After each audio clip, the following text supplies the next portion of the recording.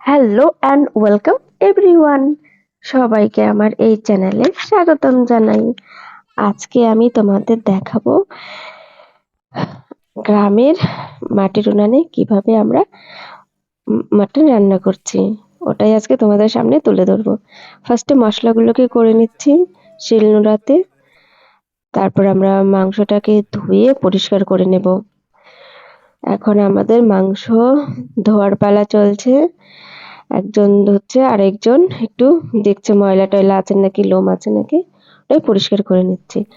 আর আমার বাবা জানে মেয়ে মাংস খেতে খুব, মানে তেলটা খেতে খুব ভালোবাসে, ওর জন্য তেলটাই নিয়ে আসে। তারপর আলুগুলোকে পিস পিস করে কেটে নিয়েছি।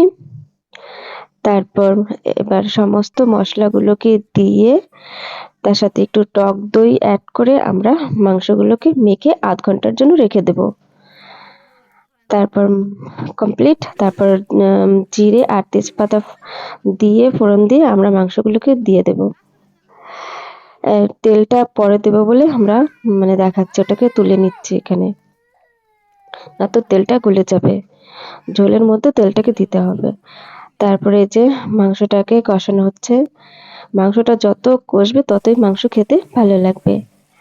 আর গ্যাসের আগুনের থেকে কাঠের আগুনে রান্নাটা খুব ভালো লাগে, টেস্ট লাগে খেতে। আর দেখো কালারটা দেখো, খুব সুন্দর একটা কালার চলে এলো। এখন দেখেই জিভে জল চলে এলো, মনে হচ্ছে কখন খাবো। আর আমাদের এবার রেডি মাংস। এবার আমরা সবাই মিলে খেতে বসে পড়লাম। Bye bye, tata.